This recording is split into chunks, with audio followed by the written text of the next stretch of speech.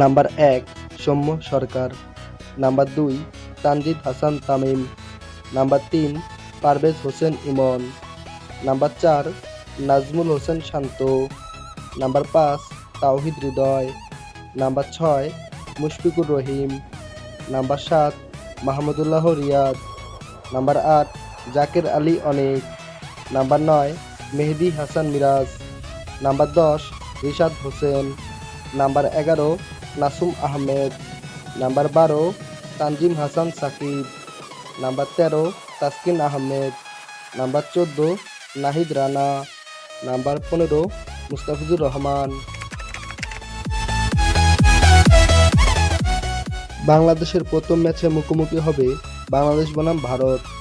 ম্যাচটি অনুষ্ঠিত হবে ২০শে ফেব্রুয়ারি, রোজ বৃহস্পতিবার বিকাল ৩টায়। ভেন্যু হচ্ছে দুবাই স্টেডিয়াম।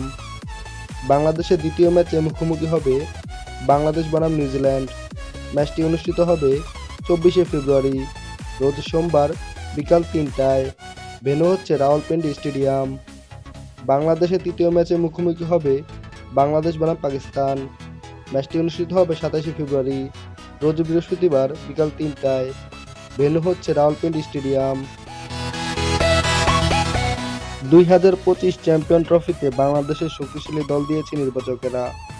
বাংলাদেশের টপ অর্ডারে রয়েছেন সৌম্য সরকার, তানজিদ হাসান তামিম, নাজমুল হোসেন শান্ত, পারভেজ হোসেন ইমন। মিডল অর্ডারে রয়েছেন তাওহিদ হৃদয়, মুশফিকুর রহিম, মাহমুদুল্লাহ রিয়াদ ও জাকের আলী অনিক। এবং লোয়ার অর্ডারে রয়েছেন মেহেদী হাসান মিরাজ, রিশাদ হোসেন, নাসুম আহমেদ, তানজিম হাসান সাকিব। সব মিলিয়ে বাংলাদেশের ব্যাটিং লাইন আপ বেশ শক্তিশালী। বাংলাদেশ দলে অলরাউন্ডার হিসেবে রয়েছেন মেহেদী হাসান মিরাজ, রিশাদ হোসেন, নাসুম আহমেদ, মাহমুদুল্লাহ রিয়াদ ও সৌম্য সরকার। তবে তারা সাকিব আল হাসানের ঘাটতি পূর্ণ করতে পারবেন কিনা সন্দেহ আছে। বাংলাদেশের বোলিং লাইন আপও বেশ শক্তিশালী। স্পিনার হিসেবে রয়েছেন ডানহাতি spinner Mehidy Hasan Miraz, leg spinner Rishad Hossain, বামহাতি অফ স্পিনার নাসুম আহমেদ।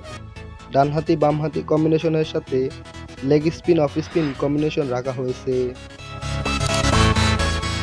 বাংলাদেশের পেস বোলিং লাইন আপ বিশ্বসেরা। রয়েছেন তানজিম হাসান সাকিব, তাসকিন আহমেদ, নাহিদ রানা ও মুস্তাফিজুর রহমান। পাশাপাশি সৌম্য সরকারও ভালো পেস বোলিং করতে পারেন। ২০২৫ চ্যাম্পিয়ন ট্রফিতে বাংলাদেশ কি চ্যাম্পিয়ন হতে পারবে? কমেন্ট করে জানিয়ে দিন আপনার মতামত। ভিডিওটি ভালো লাগলে একটি লাইক দিন ও চ্যানেলটি সাবস্ক্রাইব করে আমাদের সাথেই থাকুন। ধন্যবাদ।